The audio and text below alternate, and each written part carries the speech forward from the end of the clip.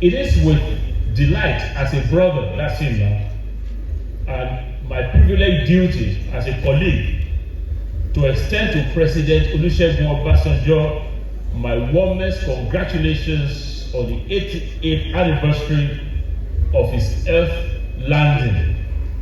We both have been eagerly looking forward to my being there in person for this memorable celebration. He will be 90 next month. PJ Palace will be 90 next month. And he has plans to be here. You're going to get another message from him shortly. But I've been forced to crave his own unique appreciation of the extent by which one's freedom to travel can be inhibited by the exigencies of national circumstances. He is a kind and considerate person which will permit him to forgive my absence with a clear promise that I will endeavor to compensate fully in due course. I still recall with great pleasure my first acquaintance with President Obasanjo when he first visited Jamaica in 1979 to participate in a retreat of selected heads of state which Michael Manley had convened in Runaway Bay to advance the North-South dialogue on the new international economic order. His impressive contribution to the discourse reflected a recognition of historic disparities in political power, economic growth, and social provision, which a legacy of slavery and imperial exploitation had created for the developing world, particularly in Africa and the Caribbean. Little did we contemplate that was but an early signal of a life dedicated to being at the helm of the global fight for peace, equity, and justice of Mother Earth. That soon became evident as an anchor in the eminent persons group, which was instrumental in dismantling the oppressive regime of apartheid in South Africa.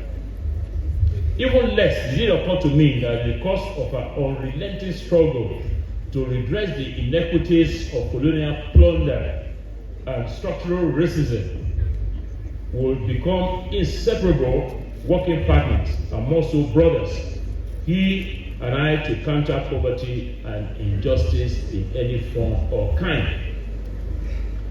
It is certain that many messages to mark his 88th milestone will focus on the outstanding leadership he provided at two separate periods in Nigeria. They will probably applaud his spectacular contribution to maintaining the cohesion of Nigeria and the promotion of democracy throughout the Republic. My salute comes from the vantage point of one who has watched his spectacular work at the levels of the United Nations, the Commonwealth, the non-aligned, and the Group of 77, and China. In all these fora, the voice of President Obasanjo commands the utmost respect. He is forceful, persuasive, and persistent in his advocacy from the podiums and the corridors wherever leaders of the world assemble.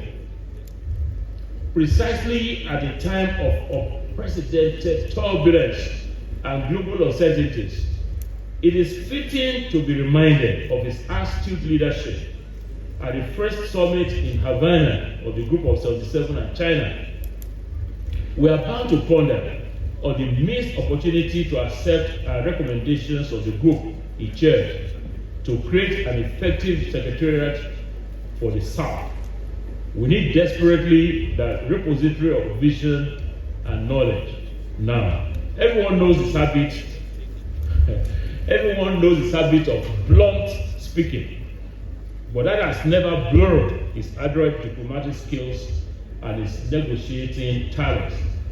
The African Union has repeatedly called on his military background, his scholarly acumen, and his vast store of leadership experiences to mediate, resolve conflicts, revolts, and disputes on the continent.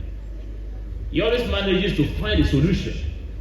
The only surprise is that this strong octogenarian consistently finds the energy and still maintains the stamina to do all that and more. His steadfast recognition of the indispensable value in building a bridge of unity between Africa and the Caribbean is evidenced by the publication of the book he conceived on slavery and reparatory justice. Hers has been a priceless friendship built on mutual respect. As my brother draws nearer and nearer to graduating from the exclusive club of octogenarians, it's my ardent prayer that he will continue to receive the abundant blessings which attend the chosen few who have given so much to make the world a better place for each and every one on the single planet we all must share. P.J. Patterson, 6th Prime Minister and 3rd President of the People's National Party. Thank you, P.J. Patterson.